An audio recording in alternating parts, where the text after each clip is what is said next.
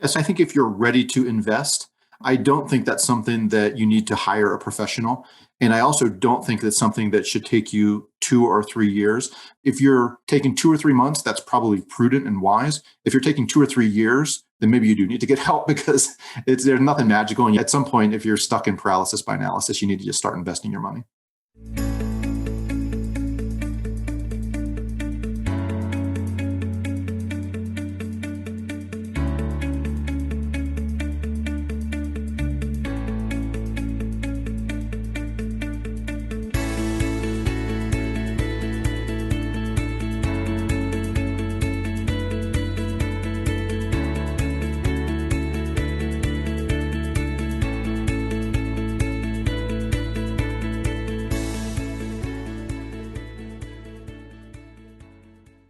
If you're watching this on YouTube, make sure you smash that like button and click subscribe. For those of you listening on a podcast platform, be sure to subscribe on whatever platform that is and leave us a rating if you can. The more likes, ratings, and subscriptions that we get, the more we can spread the message and grow our community. So we also have a free Facebook group. It's called the Average Joe Finances Network. Check us out, join the group, join the community, ask questions, and become a part of the team. All of our other social media accounts are listed in our flow page, and we have them in the video or podcast description below. Hey, how's it going, everybody? So today's guest is Chris Mamula, and Chris has used principles of traditional retirement planning combined with a creative lifestyle design to retire from a career as a physical therapist at the age of 41. After poor experiences with the financial industry early in his professional life, he educated himself on investing and tax planning. Now he draws on his experience to write about wealth building, DIY investing, financial planning, early retirement, and lifestyle design at Can I Retire Yet? Chris has been featured on MarketWatch, Morningstar, U.S. News and World Report, and Business Insider. He's also the primary author of the book Choose FI, Your Blueprint to Financial Independence. The other two co-authors of the book are Brad Barrett and Jonathan Mendonça. So, Chris, you have an awesome background. I've been following the Choose FI group for a while now. It's awesome to have you on the show. Thanks for joining me. Pleasure to be here. I'm excited to talk to you.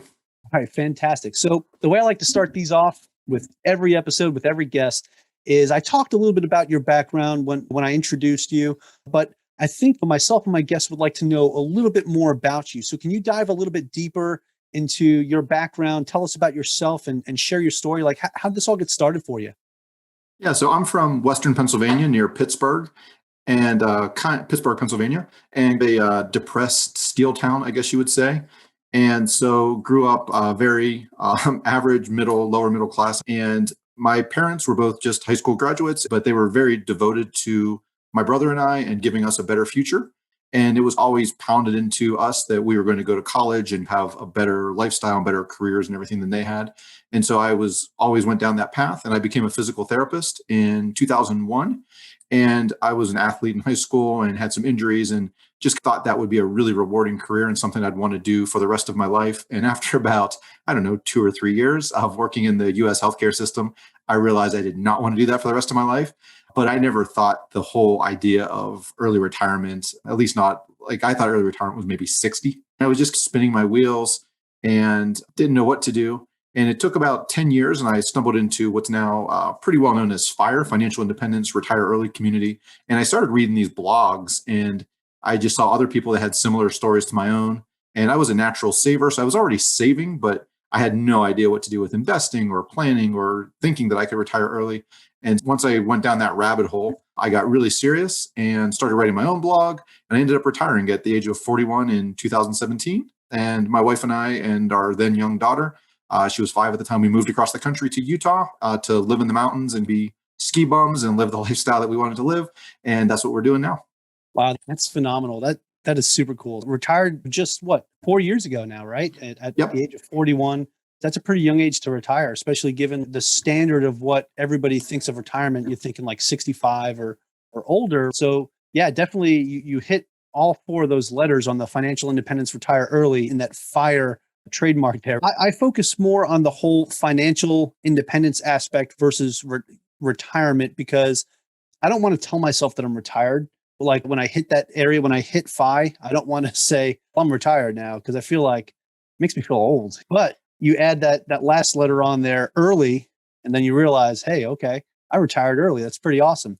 All right. So I'd like to talk about your actual journey to getting there. So you started off as a physical therapist, right? So you graduated college in 2001, you said, and you moved on into this career because you were following the typical, our generation and the generation before too, like the typical, hey, if you go to college, you can get a better career, make more money, and live a better life. So you were following that typical path. Now, you said it took what, 2 years? And you were like, okay, I'm ready to start looking at something else. The good thing is, like you said, you were already a natural saver. So that's fantastic. There's a lot of people that are in your shoes that go into these career fields after college, and saving is not the first thing that's on their mind.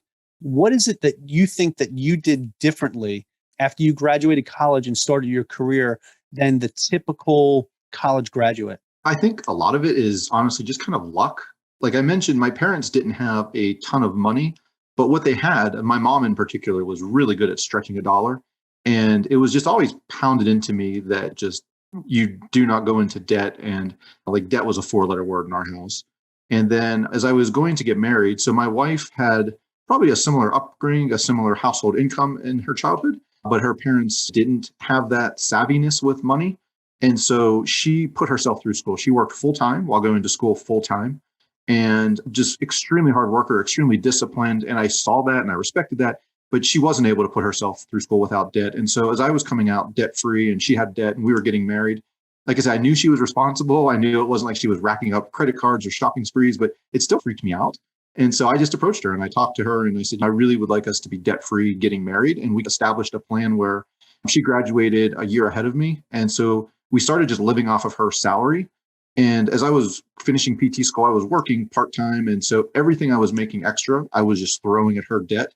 And then my first real paycheck or two as a physical therapist, we were able to become debt free a few months before we were married. And we realized we were still into that college lifestyle and we were pretty happy. And so instead of inflating our spending like most people do, we just kept living off of her salary from day one. And we banked my salary basically from day one. Like at first, after we got out of debt, we just started throwing it into savings for a down payment on a house. And then once we bought our house, we were just basically blindly, we didn't know what we were doing. We were putting one paycheck extra towards our mortgage, and the other we were investing with a financial advisor. So we didn't really know what we were doing. We didn't have a plan. But the whole time, every time I got paid, it was going towards appreciating assets, either towards our house or towards investments. And so even though we certainly were far from optimized, we were making progress. So we, like when I discovered this FIRE movement, we already were close to paying off our house. We had a substantial investment account. And so we had a head start and we were ready to just really, just for a bad pun, but throw gas on the fire and speed up the process towards hitting financial independence. Nothing wrong with that pun. I like it. Throw as much gas on it as you can.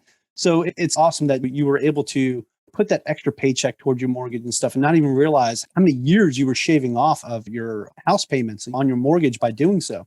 I want to point out, so you said you were able to graduate college debt free. So did you do that because while you were working part-time while going to school and you were paying for it that way? Or did you have any type of grants or scholarships or anything? Yeah, it's like all of the above. So Okay. a big key to our success, so my wife and I, between us, we have 6 college degrees.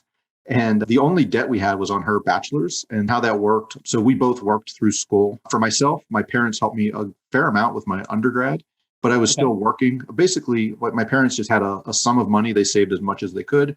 And they just said, this is your pot of money. And if you use it responsibly, if there's anything left over, you would keep it. And if not, you're going to have to take out debt in your name and it's yours. And so I was a good, put skin in the game for me. I know it motivated me. And Yeah. so I was able to get through my undergrad with a little bit of a positive net worth. And then my grad school, I was just searching and hunting. And I ended up getting a scholarship that paid most of my master's degree. And then I was also working through PT school. So again, I graduated. Essentially, I was starting at zero. I may have had a little bit of a positive net worth, but not very much. But it's a heck of a lot. A lot of physical therapists are graduating 60, 80, $100,000 in debt. So yeah, it was a huge head start for me just because I think like a lot of people, like just debt is so prevalent and it's just everywhere. And so people just accept that. And with my mom and my dad just hammering that into me, like I was always looking for a different way to do things and trying to get through without debt. And I was able to do that. That's phenomenal. You had it set in your mind the entire time that you wanted to be debt free, even when you met your wife and you guys decided, hey, we're going to do this, we're going to get married. And you were like, hang on, we need to make sure that we remain debt free when we do this. And you came up with a plan, right? It wasn't like you just winged it. You guys sat down, came up with a plan on how to do it, and you executed. So that's fantastic. And then you were able to live. There was something that you said about your parents. You said that they didn't have a lot of money, but you said your mother was able to really stretch a dollar. So I want to point out, I really feel what it's like to live a frugal lifestyle as well, because being able to stretch a dollar like that also means you can save a lot more and put a lot more towards paying down your mortgage early or towards investments and things like that. Now, you said you would take one paycheck and put it towards an extra mortgage payment. And then you would also take one paycheck and give it to your financial advisor. So what kind of investments were you involved in with your financial advisor? Like I said, like we certainly weren't optimizing things. And this is where our mistakes started coming in. Like my parents, they never made a whole lot of money, but I knew that, they were really good savers and they were doing okay. And they were able to help my brother and I through school on really much smaller salaries than my wife and I were making. And so basically, I just assumed, you see everywhere that like finance is so hard and investing is so hard. So I went to my parents and I just said, you guys seem like you're doing well. Would you mind like telling me how you do your investments? And they said, we just have this investment advisor and he seems to be doing well for us. And so I said, they referred me to him. And that was the extent of my due diligence. Like I asked 0 questions.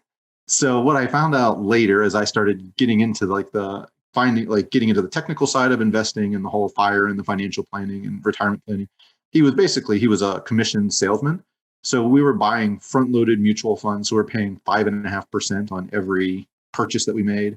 And then he was advising us to bypass on our 401k. So we were giving up all those tax advantages that we would have had when we were in our high earning years, never taking advantage of those. Then we were buying expensive funds, which were giving him kickbacks back to the advisor. And then because these were all in taxable accounts and because we had relatively high incomes, now we're starting to churn off a lot of taxable income off of our investments that are in taxable accounts. And it's amazing. It almost sounds like this couldn't be true on 2 people on average professional salaries, but I tallied it up in my last year. We paid over $20,000 in unnecessary taxes and fees to the advisor to follow this advice. And once I took over my own investments, we were able to shave that off. Again, talking about throwing the gasoline on the fire, but that's how we did that. So we already had the foundation with the savings rate.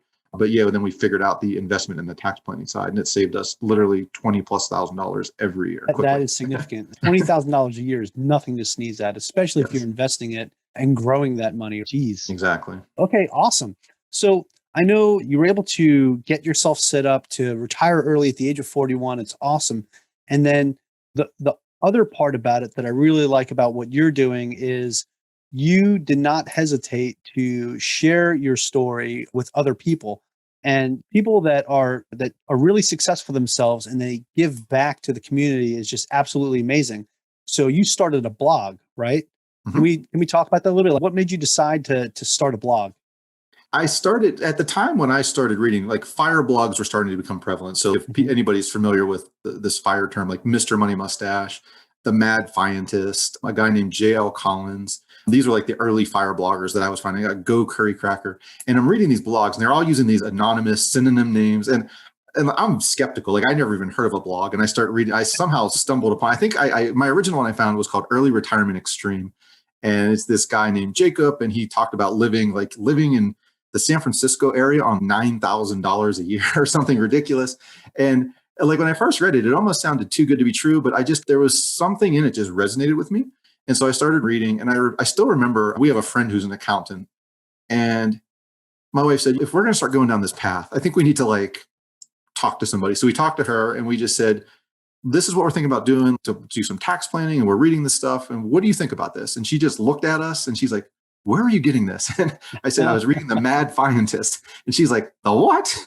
And I said, is this like something not legit? She's like, no, it's brilliant. But even as an accountant, she never really thought of things this way. And it's just so simple. But so what this whole FIRE community is just taking really simple principles and just basically learning the rules, learning how to minimize your investment fees, learning how to minimize your taxes in totally legal and legitimate ways, and then putting it all together with a high savings rate. And the math works. And so it just changed my life.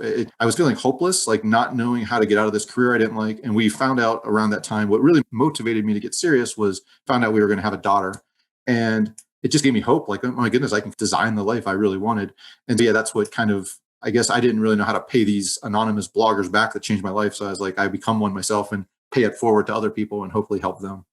That's awesome. Yeah, Yeah. that's what a great story, man. And it's amazing that what having a child can do to change your motivation and change the timeline of what you're trying to accomplish. It's amazing what that can do. I'm doing everything I'm doing right now because I've spent a career in the military away from my family, and I'm at the point where as I'm getting ready to transition out, I want to be able to focus and have that time to give back and give back to my family because they deserve that. Yeah, just phenomenal, man. So, how'd you go from starting a blog and writing for a blog to publishing a book, not just any book, but a fantastic book about financial independence? How did you link up with Brad and Jonathan to put this together?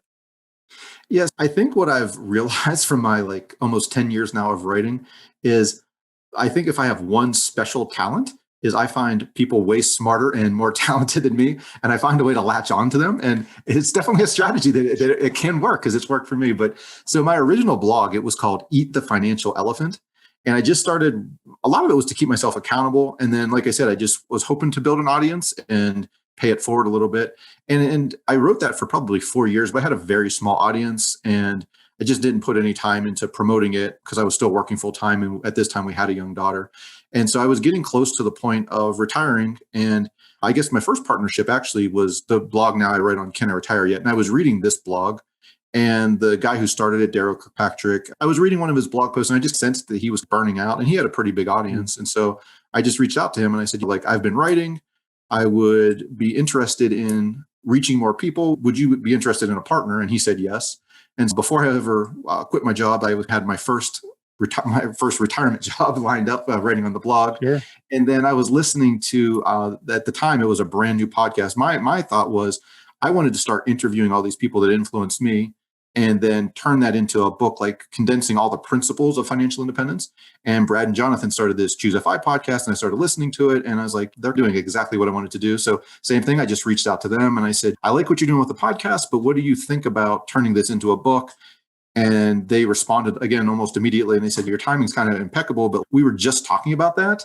And we would love to have a book, but neither of us really are writers. And so why don't we talk? And so we talked. And so I had my second job lined up before I ever was done with my career as a physical therapist. So awesome. I had 2 writing gigs lined up and that's how they came about. Was just, I was a fan of both and just reached out organically and it worked out well on both. Yeah, that is super cool, man. That is super cool. Definitely right place, right time, and right attitude to have. It's funny because you're describing how you find people smarter than you and latch onto them. I do the same exact thing. And that is like the whole point of this podcast that I have here is because your typical everyday average Joe, right, doesn't know this stuff, that doesn't know where to get started or how to start getting out of debt. This is one of those resources that I'm trying to create for them. And I'm trying to bring on experts like you, people that have done this or people that are in the process of doing this, and this is what works for them. Everyone has a different strategy. Everybody has a different way of going about doing this. But being able to put all of this together and my listeners can sit here and make a choice. Hey, I really like this guy's story. I want to check out more about him, learn about him. Let me go read that book that he wrote. Things like that is the whole reason why I'm doing this, man. This is awesome. Yeah, so, and if I could just interject something, but that was actually something we talked about in the book. We talk about building a network.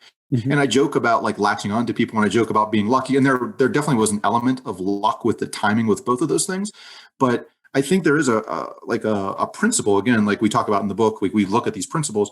And the thing is with both of those scenarios, I looked at not, why don't you do me a favor and let me write a book with you? Or why don't you give me your blog? But like, I reached out and said, I sense that you're burning out. Would you like a voice? Can I help you create new content? Can I help you keep this fresh? Right. Same thing with the book. Like they had this podcast, they were growing their audience. Neither of them were writers. So I said, how can I add value to you? So now they have this podcast and they did have some advertising things, but how do they do anything to create something that's lasting and to monetize? And so now they have a book with their names on it, but I wrote the 90% of the book and we consulted and they gave me access to all their interviews. So it was a collaboration, but they didn't actually have to sit down and write the book. And so in both of those cases, I'm looking for how can I add value? And I think that's a principle that other people, if you're looking for how can somebody help me, then you're going to probably get a whole lot of no's, but you might be surprised what yeses you get when you're looking at it and presenting it as how can I help you?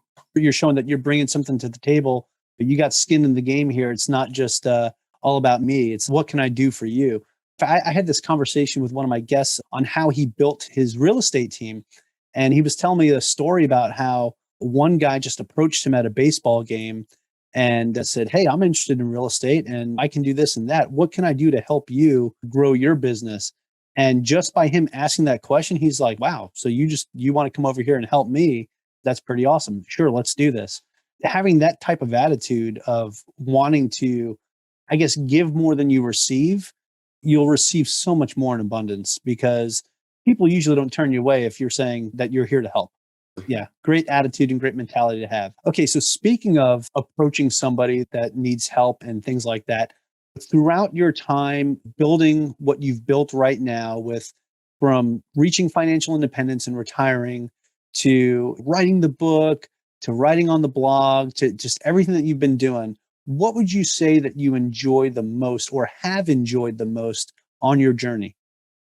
I think I've really enjoyed the whole journey. And like I said, so for my wife and I, we had no idea what we were doing early on. And in some ways, that was a curse because we talked about like that $20,000 a year mistakes we were making. But on the other hand, I think it was a blessing in that I think some people now, because fire is this thing it gets some exposure and there's a lot of these bigger bloggers and podcasts out there. And so people are finding it early. But I think people do get fixated on this. It's all about this destination. I need to get to financial independence. I need to get to early retirement and then I'll be happy. Because we didn't really think that was possible, we were really enjoying our life the whole way. So we built a lifestyle that we could afford off of my wife's income. So we bought way less house than we could afford. We bought way less cars than we can, again, quote unquote, afford. Like most people do it through finance, taking the biggest mortgage they can, taking car payments. And we never did either of those things. So we just basically got the big things. And then I say we saved 50%. We lived off one salary and we spent the other, but that's probably not really true. Like some years, we actually saved a substantial portion of mine because we got into backpacking and hiking and camping and rock climbing. And so we didn't have super expensive hobbies. So some years we just did local things and we saved even more. And yet other years, like we've been to Africa, we climbed Mount Kilimanjaro, we've been to Australia and we dove the barrier reef. Like we're very adventuresome, we've traveled. And so the things that were really important, we've been doing the whole time. So it was never, and again, I think part of that is just luck. We didn't have a goal. So we weren't like set on, we need to save as much as we can to get to this point. We were just living our lives. And because we got the structural basic things, we were enjoying it the whole time. So yeah, I would say we enjoyed the whole journey. Yeah, that's awesome. So it's not even like one particular thing, just being able to live the life that you've lived. It's just the entire thing has just been super enjoyable. So that's fantastic. Okay. How can someone with a regular 9 to 5 job build wealth quickly to achieve financial independence, let's say in the next 10 to 20 years? Yeah, I think the first step that I tell everybody to do is you have to know where your money is going. And it's so in our society, most people don't save anything. And I think a lot of people are unhealthy. They are overweight. And both of those are very similar. It's the very first step is hard. It's hard to step on the scale and see how much you weigh. It's hard to break down and look at where your money's going, how much debt do you have, or how much assets do you have? Like, where are you? So I think you need to be honest with yourself and don't judge yourself. This isn't a sign of who you are. It's where you are. And it's hard to make progress if you're not honest and if you don't know where you're starting. So I think that's the first step is just kind of breaking everything down, whether you use like a Mint or some kind of budgeting thing, or you just use a pencil and paper or a spreadsheet, whatever works for you. But I think you have to start there. I think that's the first step. And then once you do that and you can be honest with yourself, then it's just a matter of developing a strategy. So we talked about, for my wife and I, it was relatively easy to save because we grew up not having like super fancy vacations and fancy cars.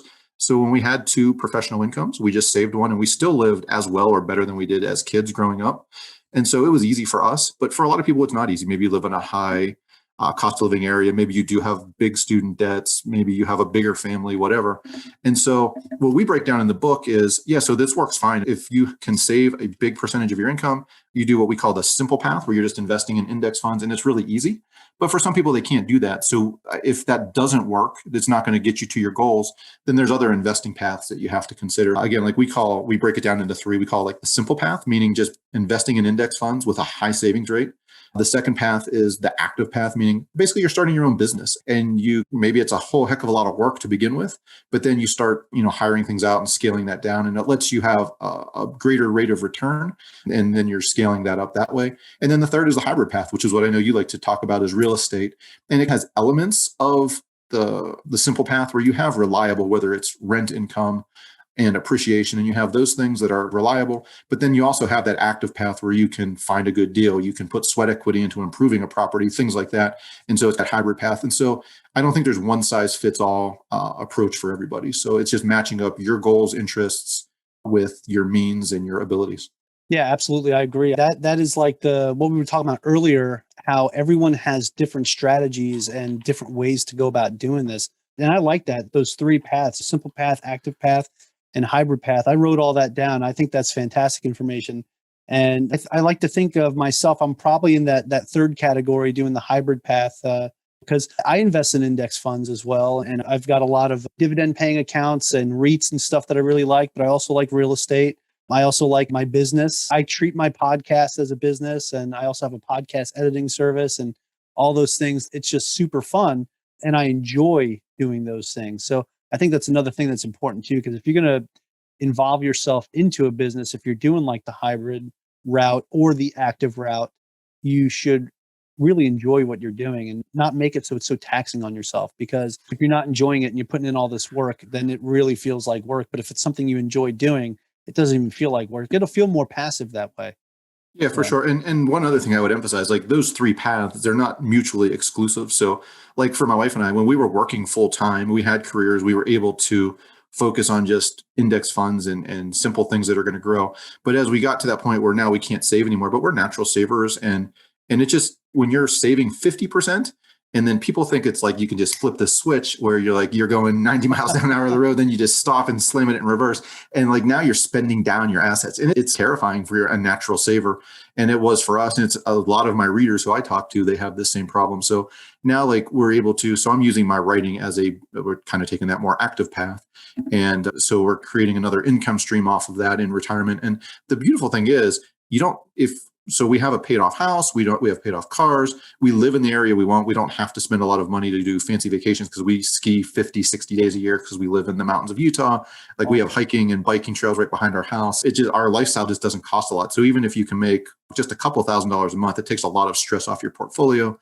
And so we're branching out in that way. And we've kicked around real estate, but it's easy to go down 50 paths and you don't have to do everything, but you can certainly do more than one, just finding, again, what fits for what you need and what you want to do and what you like.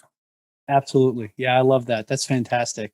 Okay, I want to talk about, as you've gone along this, no matter where you invest or what path you take, there's always risk involved. So I want to talk about that a little bit. So how did you and your wife like manage risk, especially as you were getting closer to retirement? That's what I really want to know, because now that you're living in this, you're financially independent right now. And like you said, you're living off of your assets that are slowly, getting paid down. How do you manage risk to know that you're going to have enough money until the end?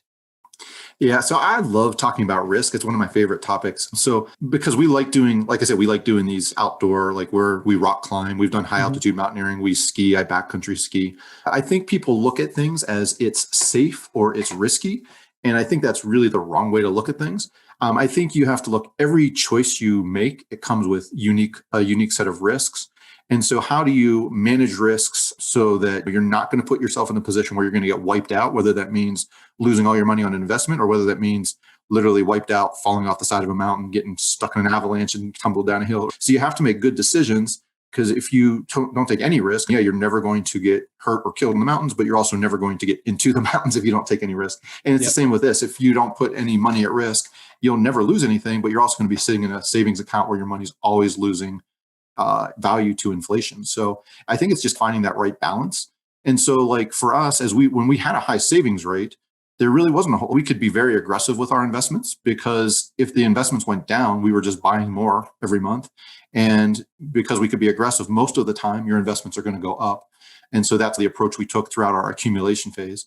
Now that we're in this phase where really spending down too much, we can still be somewhat aggressive, but we're also not really saving very much.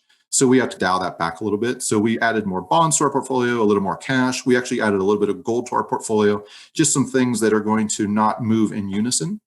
And then what I love about the business is, again, we don't need a whole lot of income. And what I was able to do, so with both of my writing projects, it was basically all sweat equity. So I didn't put any money at risk. So there's really nothing to lose. And it's all upside.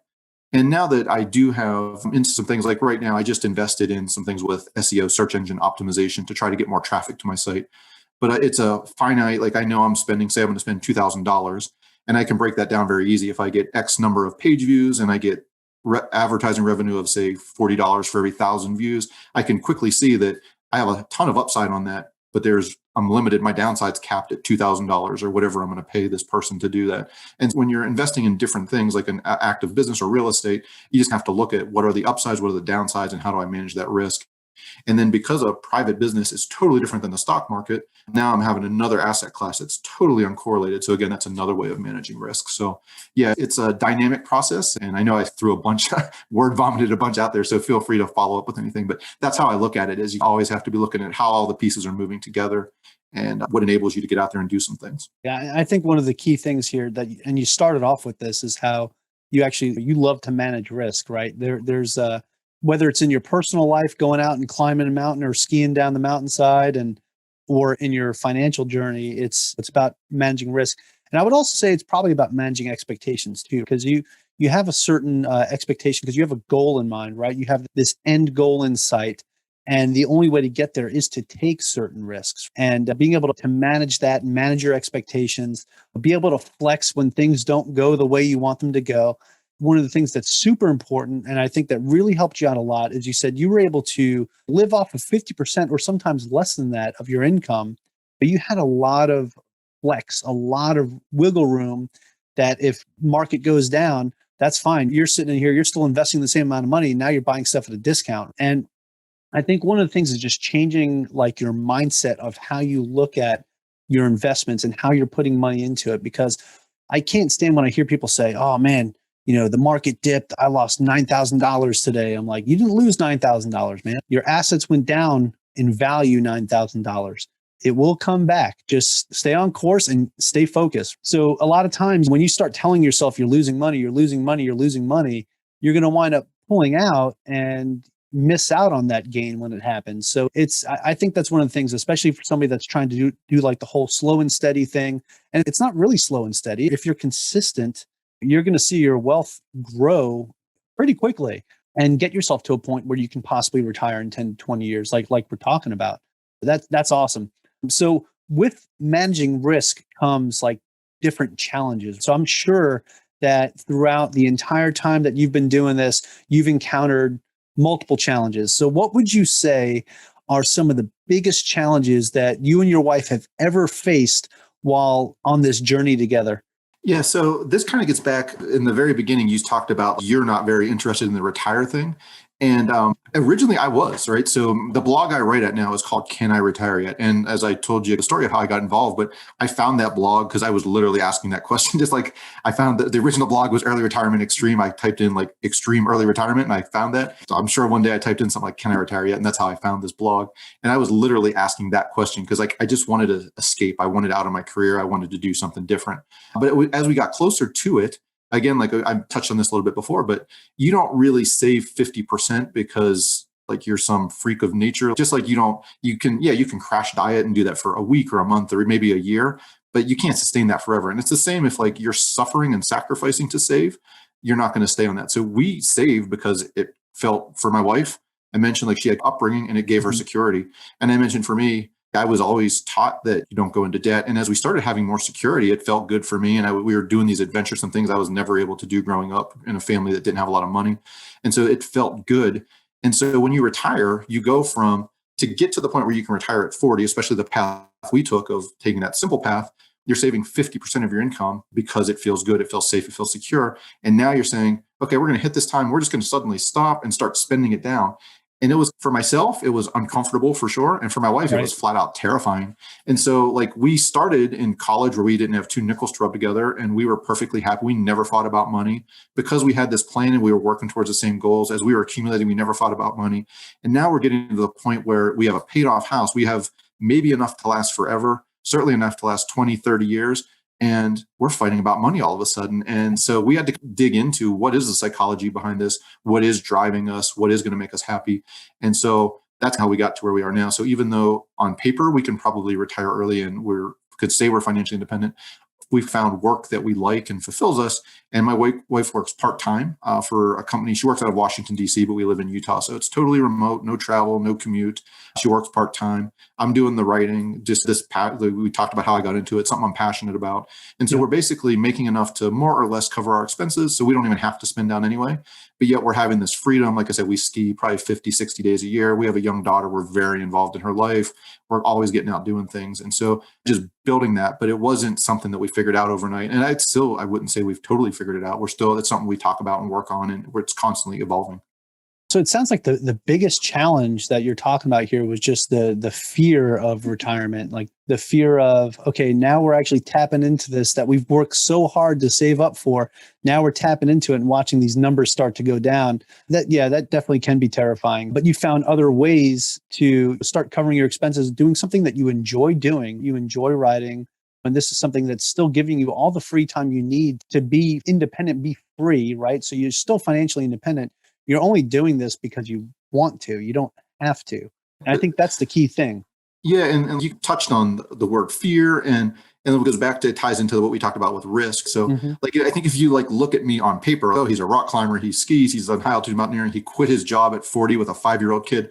Like, you might think like I'm careless and reckless even, but I would say I'm extremely conservative. Again, like, we like saving a lot. And like, when we're out in the mountains, I'm constantly learning and going with people smarter than me. And that doesn't mean I take it lightly and I don't realize like the things we're doing and the consequences they could have, but that's why we take it so seriously. And that's why I've been doing this stuff for 15 years and never really had the worst injury I ever had was broke my thumb. And I've never really had any financial stress. And again, because we are so careful and so conservative. So we're not risk takers, and we're definitely not fearless people by any means. We're subject to fear just like everybody else. But I think the key is just finding ways to take little steps, finding workarounds to do the things that you really want to do without putting yourself at risk of getting wiped out. So it sounds like you're not risk adverse, but you don't get complacent, both with your finances or with going out on adventures like you do when you go out camping out in the mountains. So the thing is, don't be risk adverse. You have to take risk, but don't get complacent. Don't get yourself to the point where you're so comfortable that you start to forget doing the little things. Like, I'm not sure, you probably, because of how conservative you are with this stuff, you probably have a checklist when you're getting ready to go out camping of different things you need to make sure that you have. When that complacency starts to set and you're like, oh, I've done this 15 times already, I don't need to look at that. I know what I need. And you pack all your stuff and you get out there and you're like, well, I didn't bring my sleeping bag. This kind of sucks. It's cold out tonight. And it's little things like that you run the risk of when you start getting complacent. So I think that's huge for sure. Yeah, that's awesome stuff, man. All right. I want to ask you, for the people that are listening right now, for somebody that wants to get started, they're ready to take risk. They paid down their debt and they're ready to start saving, and they want to start putting 20, 30, even up to 50% of their income away to get themselves to the point where they can be financially independent. Do you have any tips or tricks that you would recommend for somebody that wants to start today? Yes, I think if you're ready to invest, I don't think that's something that you need to hire a professional. And I also don't think that's something that should take you 2 or 3 years. But I do think it's something that before you start putting your money at risk, that you should sit down and read a couple foundational books. And so I reviewed the couple that really helped me, and I'll list them off. But there's 2 that I think just to get started. One is called The Simple Path to Wealth. It's by another fire blogger, J.L. Collins. I mentioned his blog I read, and he turned that into a book. And it's just great to just give you the nuts and bolts of what you need. And he talks a lot about index investing, and he talked a lot about Vanguard and a guy named John Bogle.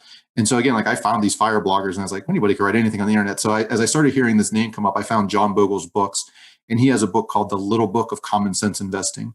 And wow, it just hits you hard. Like, everything in there is just gold.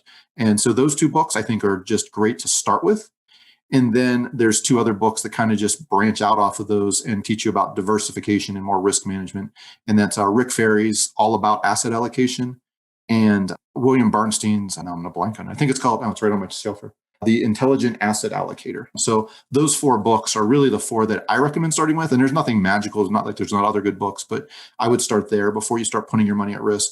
And again, like, if you're taking 2 or 3 months, that's probably prudent and wise. If you're taking 2 or 3 years, then maybe you do need to get help, because there's nothing magical. And at some point, if you're stuck in paralysis by analysis, you need to just start investing your money.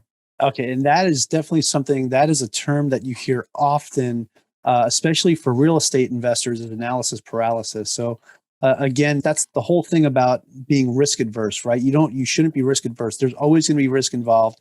If you're a very risk adverse person, but you might want to start to rethink, how you're looking at your investments and maybe look at them as less of a risk and more of a benefactor to you in the future for financial independence. But just know that no matter what, like, there's always a risk, no matter what you do. I mean, you could wake up one morning and go outside, but you're risking your life every day you go to work. You never know. You can get into a car accident and die tomorrow. Just knock on wood that nobody here listening has that happen, especially if you're listening to your car right now. Don't write anything down. Re-listen to this another time when you're not driving and then write stuff down. But anyway, okay, yeah, that's fantastic advice, especially to close this off. But now I have to ask you the most important question of all, because this has been such an awesome interview. Just the information that you're giving out here is just fantastic. And I'm really enjoying this conversation. So people are going to want to know more about you. And I'd like to point them in the right direction to show them how to get there. So if you could share with us your website or any social media profiles that people can follow and check out to learn more about Chris. Yeah, so I think I really write to two different audiences. So for the people that are listening to this and it maybe got your interest, but you're just getting started and you're not quite sure where to start, my book is called Choose FI, Your Blueprint to Financial Independence. And again, that's a partnership. There's a podcast called Choose FI. And so what they do is interview a bunch of different people who've taken all kinds of different paths to achieve financial independence quickly. And what we did with the book is we just broke those down into principles that can be applied. So you can pick and choose. We call it like a choose your own adventure, where you take the things that you like and apply them to your own scenario and you just throw the rest away. And so that's probably the best place if you're early in your journey. And then my regular home on the internet, it's at Can I Retire Yet? And there it's a lot about my personal journey and where I am now. So the struggles we talked about as we transition from that point of being savers to drawing down our investments and just determining when do you have enough and what do you do with this next phase of life when you don't have to work? Where are you going to get purpose and meaning? And we dive into a lot of those topics there. So that's at caniretireyet.com. And if you want to reach me, that's where I'm very responsive. Fantastic. So I'll definitely make sure we have links to that and a link to the book. Is it on Amazon or? Yeah, it's on Amazon or anywhere you buy books. Yep. Awesome. Yeah, we'll definitely have a link to your websites and also to the book, because that's just phenomenal, outstanding resources. Also to the books that you mentioned in here as foundational books. I'll make sure that those get a spot in the notes as well, because it's important to build a foundation, a strong foundation before you get started in anything like this. And like you said, to take that 2 to 3 month period and really educate yourself first before you get started is super important. Because if you just jump in and you don't know what you're doing, that whole thing that we talked about with risk, well, you're being even more risky at that point. Definitely educate yourself before you get started. So fantastic advice, fantastic interview, Chris. This has been an absolute pleasure. I sincerely appreciate you taking the time to talk with me today, and all the way from Utah, and I'm out here in Hawaii. It's amazing the technology we have today. Yeah, it's been fun, and maybe I'll have to come see you in person. That's on my list. I've not been to Hawaii of all the places I've traveled to. So. When you come out here, definitely hit me up. We'll get together. I will do that. All right. Aloha.